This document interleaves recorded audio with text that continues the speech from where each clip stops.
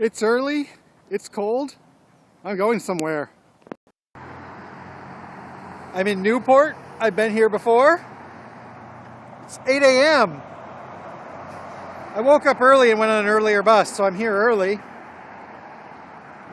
Things are already getting started here today. And I'm not going to be here for long, I'm actually moving on to somewhere new. This is Depoe Bay, the world's smallest harbor. And I don't really know who decides that, and I don't really know how they decide that, but from looking at it just from right here, that does look like a very small harbor and a very small channel into it, which we will be seeing more of. And along with being a natural feature, Depoe Bay is also a city. And we are going to explore both of them. I really like the arc of the bridge. That bridge looks like a Macola. I don't know if it is.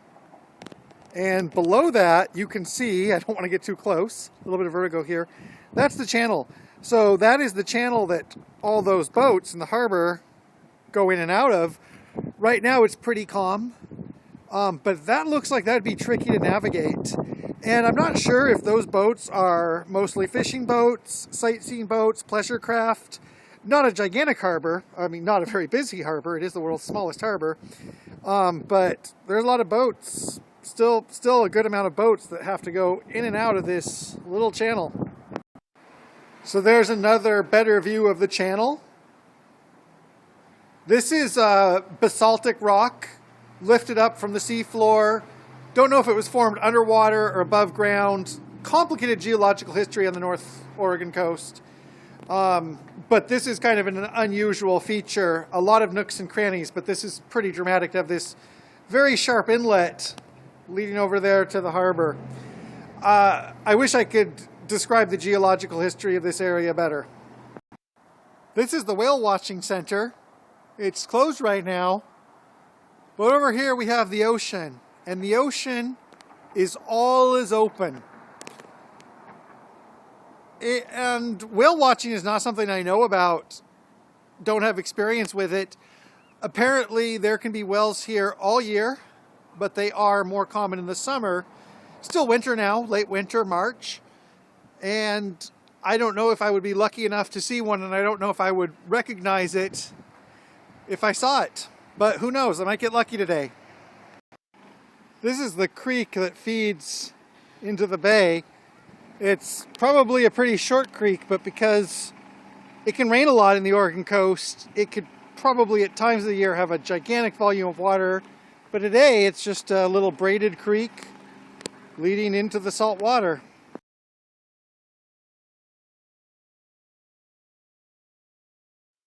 This little informational sign has corrected me in a matter. So this here is not Depoe Bay. This is Depoe Bay Harbor. It's kind of a tongue twister.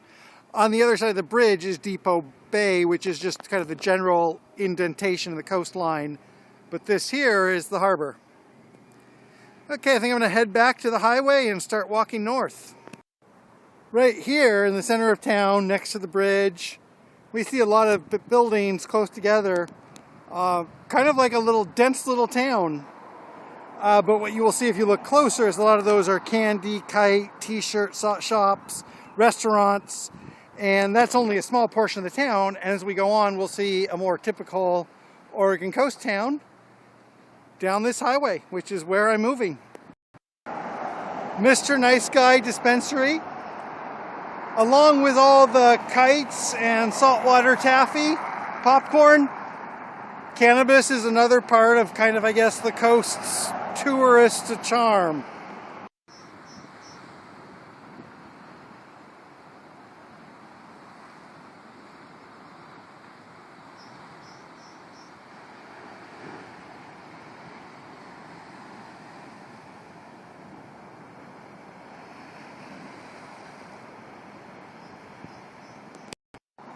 I'm having a pretty good day here, so I'm not saying this to put down Depoe Bay, which is a nice place. But one thing to consider is that if you see this Chevron station, I think that that's like the largest grocery store is the market in the Chevron station. You have the post office. You have a liquor store. So once you get out of like the tourist center of town, you see not a lot of services. So one thing about the Oregon coast, and I know this because I've lived here, is that great place to visit, wouldn't want to live there can apply a lot, because in a lot of these smaller towns, a lot of fun, nice tourist stuff, beautiful, all that, but not a lot of services. Not even a grocery store. If you want to get groceries, you have to drive 12 miles north or south. A lot of other services missing. You can't live on cannabis and saltwater taffy forever. You can try, be an interesting experiment, but not really sustainable. There's also a lot of hotels here, which makes sense. It's a tourist town. But one thing I haven't noticed is really any apartment buildings, which mean all the service industry people for the hotels and also for the little stores and restaurants are probably coming in here from Newport or Lincoln City, 10 miles to the north or south. Not a lot of people can actually afford to live in Depoe Bay, just a lot of people visit. This is Boiler Bay, less than 2 miles north of Depoe Bay. More Russ coastline. You can see to the north there's more sandy beaches. That's Lincoln City, a larger town. So one thing is the Oregon coast, a lot of it is not what people think of when they think about coast. There's not a lot of sandy beaches. Well, there are a lot of sandy beaches, but not all of them.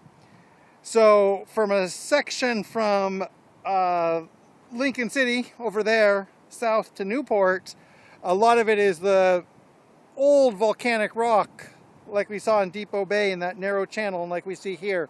Very rough coast, which is very beautiful. I like it, but it's not like a sexy sandy beach where you go to play volleyball and sip margaritas underneath an umbrella. It's a natural experience, not a social experience.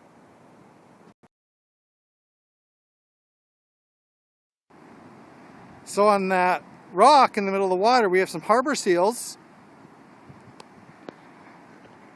Then out there we have the hotel I saw earlier, but it's not a hotel, it's a resort. Sorry for the misinformation. And then we just have more beautiful, beautiful water. And I can't really think of anything to say about it. I don't think there's any description I can make that will add to how obviously beautiful it is. So I'm just going to stay here a little bit longer, maybe eat something, then go on. I don't know where yet.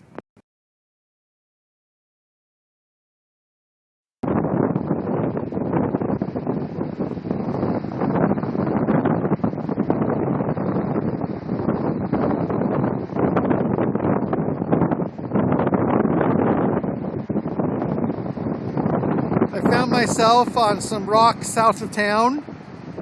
North you can see another peninsula going out, and then between those, this here, as I said earlier, I guess this is the Depoe Bay, and then you can see the bridge on the other side of that is Depoe Harbor, or Depoe Bay Harbor.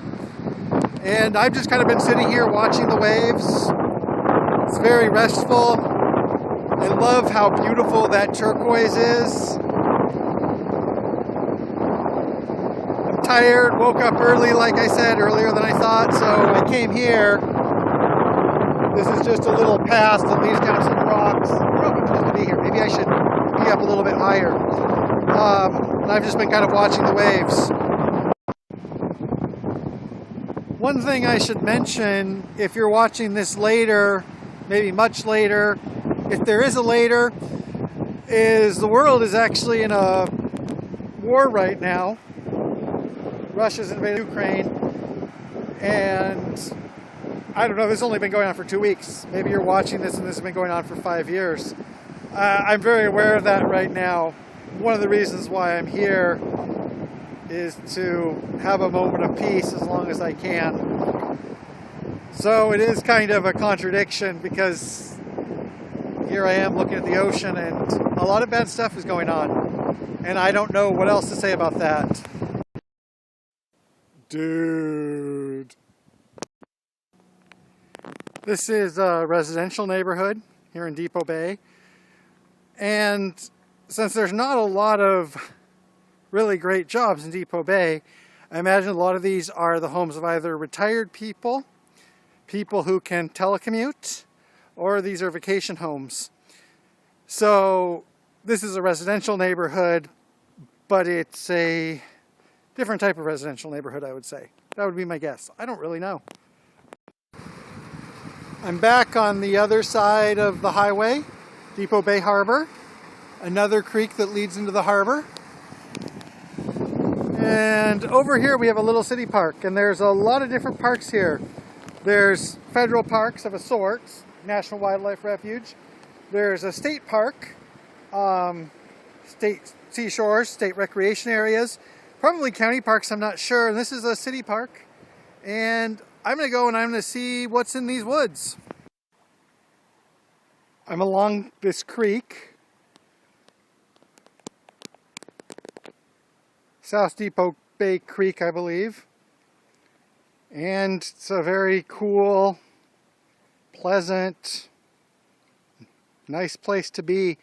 And it's a very different ecosystem, and that's one thing about the Oregon coast, is that you can be in the middle of like an ocean ecosystem with tide pools, seabirds, that type of thing.